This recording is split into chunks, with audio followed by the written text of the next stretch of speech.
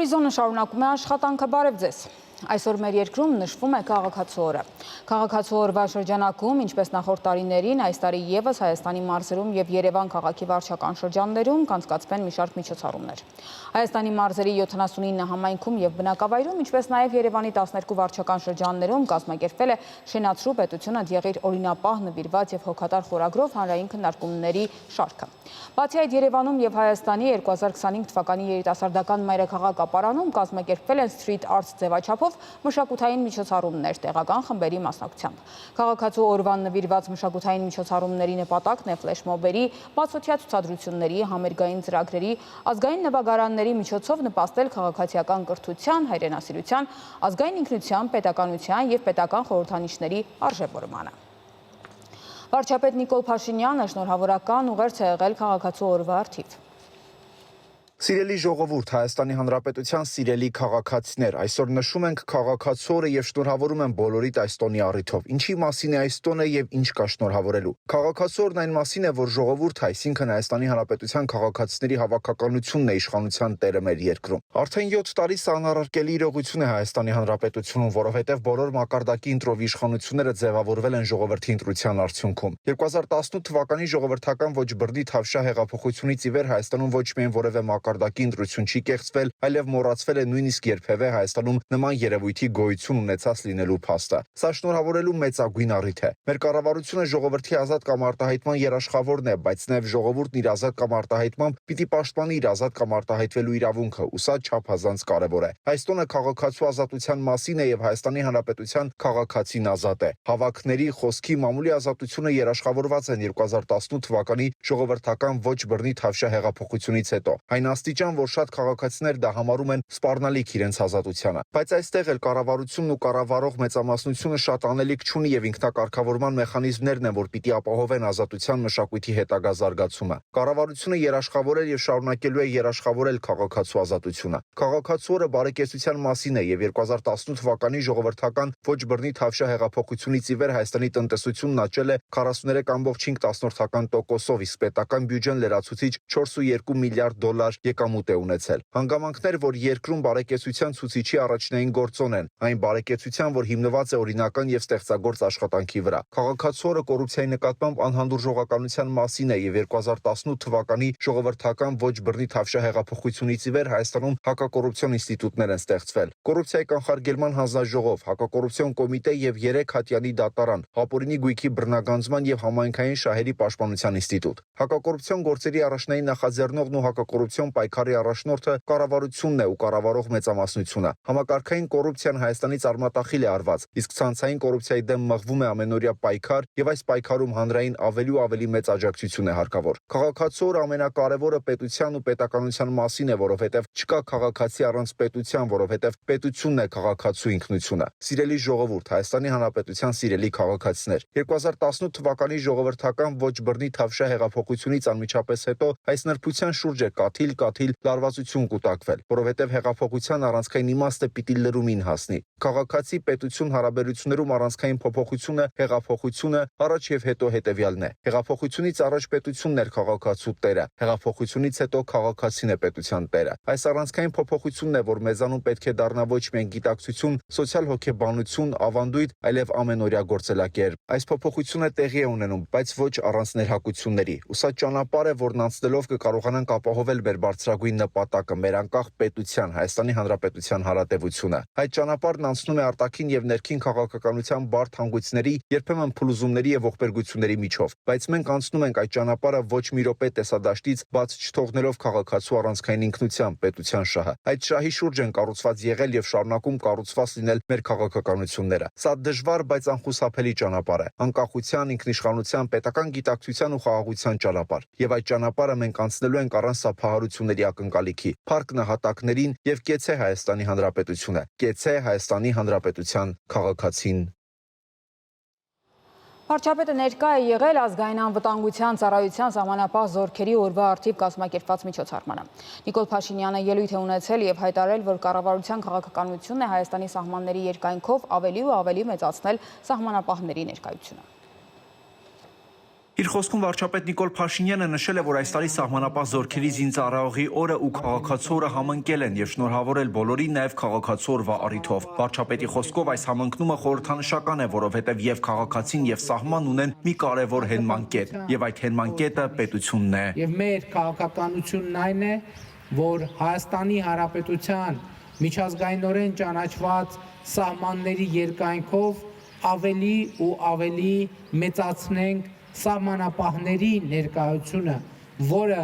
երկարատև խաղաղության, ինստիտուցիոնալ խաղաղության եւ կայունության ճանապարհին շատ կարեւոր միջանկյալ քայլ է։ Երկրի ղեկավարը հավելել է, որ այսօր այն տեղամասերը, որոնք սահմանազատված են եւ անցել են սահմանապահ զորքերի վերահսկողության ներքո կառավարության համար, ինչ որ առումով ցուցադրական նշանակություն են ձեռք բերել։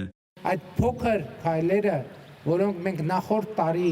իրականացրինք եւ որի արդյունքում Հայաստանի Հանրապետություն մուտք գործող եւ Հայաստանի Հանրապետության տարածքը լքող ցանկացած քաղաքացի սահմանային հսկողության ընթացքում առնչվում է միայն ու միայն բացառապես Հայաստանի Հանրապետության սահմանապահ զորքերի զինծառայողների հետ, սա մեր պետության անկախության, ինքնիշխանության եւ զարգացման շատ կարեւոր հանգրվան է։ Միաժամանակ Նիկոլ Փաշինյանը շնորհակալություն է հայտնել Ռուսաստանի Դաշնության սահմանապահ զորքերի զինծառայողներին եւ Ռուսաստանի Դաշնությանը այս ընթացքում անկախության առաջին օրերից այդ գործառույթներն իրականացնելու համար։ Ինձ ուրախությամբ եմ ընդգծում, որ չնայած ամենատարբեր եւ բոլորիդ հայտնի բարդություններից մենք այսօր կարողանում ենք իրականացնել նման քայլեր։ Այսօր կարողանում ենք ասել, որ Հայաստանի Հանրապետությունը շնորհակալ լինելով իր բոլոր գործընկերներին կարող է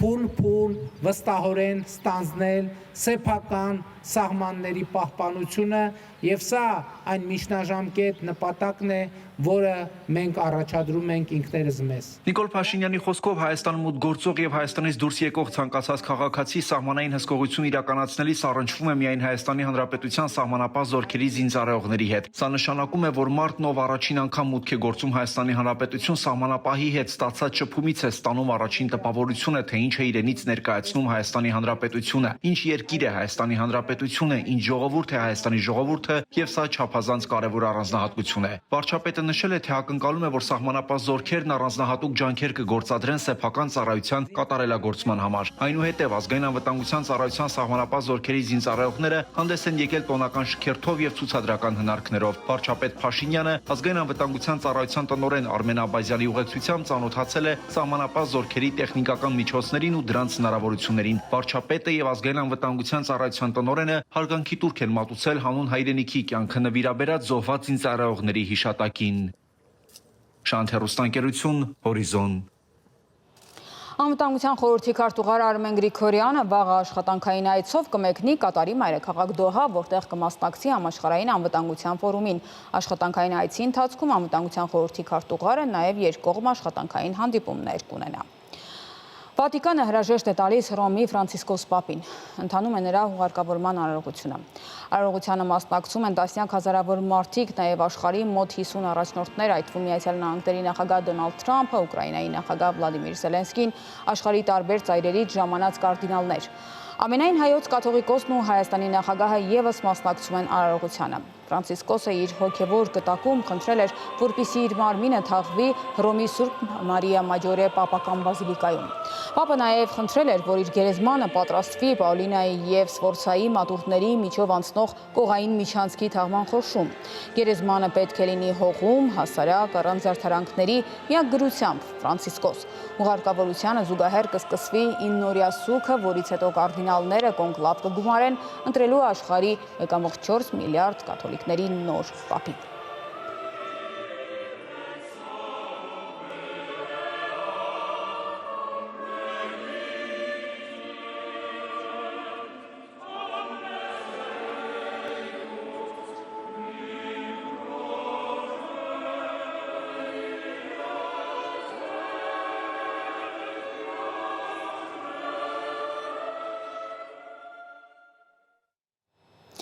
Երևանում տեղի է ունեցել թուրք պատմաբան եւ հասարակագետ Թաներ Աքչամի ցեղասպան պետության ակունքները գրքի շնորհանդեսը։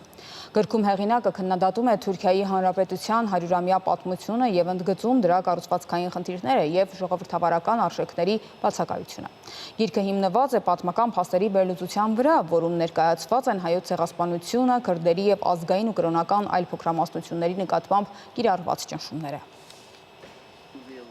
Թուրքիայում 1918 թվականին ստեղծվել է ապարտեիդային ռեժիմ, երբ ես խոսում եմ ապարտեիդային ռեժիմի մասին, ես նկատի չունեմ ինչ-որ գաղափարական պնդում, իմ փաստարկը հիմնված է Թուրքիայի իրավական կառույցի վրա, եւ ես չեմ խոսի այն մասին, թե ինչու է այդ թեման այդքան քիչ քննարկված։ 2023-ին Թուրքիայի 100-րդ տարեդարձն էր, եւ ես շատ պարզ մի հարց ունեի, ինչու է Թուրքիան դեռ հեռու ժողովրդավարական ռեժիմից, ունենալով կառավարություն, որը անհարգալից է իր ժողովրդի նկատմամբ։ Ինչու է Թուրքիան դեռ այսքան հեռու ժողովրդավարական հանրապետություն լինելուց, որը ճանաչում է հավասար քաղաքացիության սկզբունքն ու հարգում մարդու իրավունքները։ Եթե դուք հարցնեք Թուրքիայում ցանկացած քաղաքական գործչի կամ նույնիսկ փողոցում ցանկացած քաղաքացու, արդյոք ցանկանում է, որ Թուրքիան լինի ժողովրդավարական երկիր, բոլորը կասեն այո, իհարկե, Թուրքիան պետք է լինի ժողովրդավարական երկիր, Թուրքիան պետք է հարգի մարդու իրավունքները, բայց ինչու դա տեղի չունենում։ Այդ պատճառով ես տվեցի այս հարցը։ Ինչու։ Իմ նպատակն էր սկսել մի քննարկում Թուրքիայի հիմնադրման վերաբերյալ, որովհետև իմ պնդումն էր, որ Թուրքիան ժողովրդավարական երկիր չէ եւ չի կարող լինել ժողովրդավարական երկիր, քանի որ դա կապ ունի հենց նրա հիմնադրման գործընթացի հետ։ Եվ քանի դեռ մենք անկեղծ ու բաց խոսակցություն չենք ունենում Թուրքիայի հիմնադրման գործընթացի վերաբերյալ, չենք կարող հասկանալ այն խնդիրների ծագման պատճառը, որ այսօր առկա է Թուրքիայում։ Սա մի գաղափար էր եւ ես ունեի նաեւ այլ պարզ հարցեր։ Ամեն մի հայ, ով գտնվում է Թուրքիայում, իրեն տալիս է այդ հարցերը։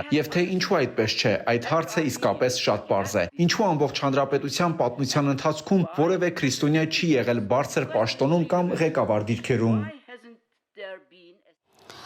Ապրիլի 20-ին հայ սուպերստար նախագծի 6-րդ եթերաշրջանի առաջին թողարկումներ։ Լսումների առաջին փուլը, որը հեռուստադիտողների շրջանում մեծ հետաքրքրություն է առաջացրել։ Մանրամասները տեսանյութում։ 12 տարվա դադարից հետո ապրիլի 20-ին Շանթի եթեր վերադարձավ լեգենդար հայ սուպերստար նախագիծը։ Այն, որ հեղինակավոր այս մրցույթի հանդեպ սպասումն ու ակնկալիքները մեծ էին, զգացվում էր հայտագրման առաջին իսկ օրից։ Իսկ նախագծի առաջին իսկ անոնսից ակնհայտ էր։ Այդ սպասումը ոչ միայն մասնակիցների շրջանում էր, այլև հեռուստադիտողների։ Սա նշանակում է, որ հեռուստաէկրաններին նոր ձայներ ու նոր դեմքեր տեսնելու եւ նոր անուններ բացահայտելու գործին մասնակից դառնալու ցանկությունը հեռուստադիտողներն իրենք էլ ունեն, ինչպես Շանթի երաժշտական մյուս նախագծերում, ինչպես Սուպերստարի նախորդ 5 եթերաշրջաններում էր։ Սոցիալական բոլոր հարթակներում ու YouTube-ում արձագանքների գերիշխող մեծամասնությունը դրական էին, կարծիքներ հաղորդմանը գնահատանքի արժանացնող։ Վայ, ինչ լավ է, որ նորից եթեր է գնում Սուպերստարը, հայերս մի քիչ կսթափվեն մռայլ ու քաոս կյանքից։ Հիանալի երաժշտական հաղորդում, հիանալի ժյուրիի կազմ, բարի ընթացք։ Սուպեր, ամենալավ երաժշտական նախագծերից մեկը եւ ինչպես միշտ Շանթի եթերում։ Շատ ուրախ եմ, որ իմ սիրելի նախագիծը վերադառնում է։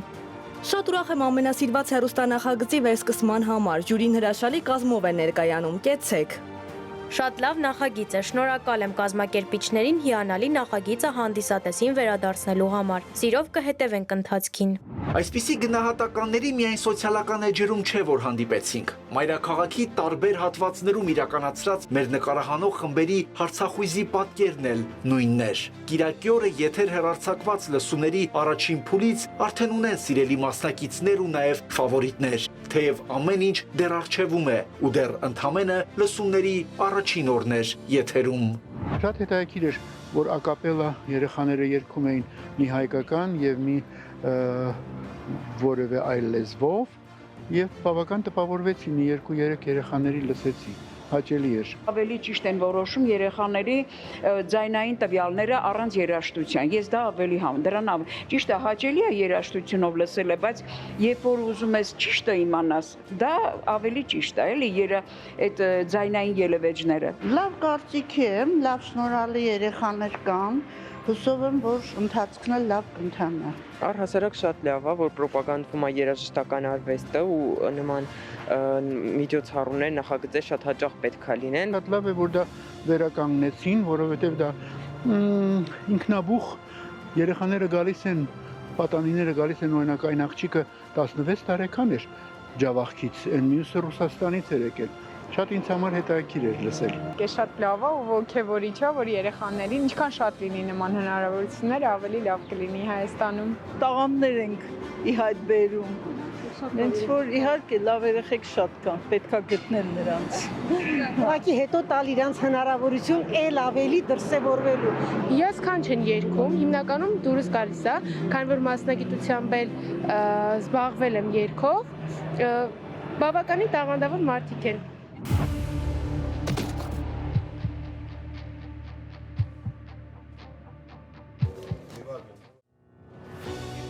Լարված րոպեներ, գագաթնակետին հասնող հույզեր ու ապրումներ եւ ի վերջո թեժ մրցակցություն ու թեժ պայքար, որի մասնակից է Շանթի եթերում նաեւ դուք կարող եք դառնալ ամեն կիրակի ժամը 21-ին։ Դիտեք ու հիշեք նրանց, որովհետեւ ժյուրի ընտրությունից հետո նրանցից յուրաքանչյուրի երաժշտական ճակատագիրը սուպերսթարում հենց ձեր ձեռքում է լինելու։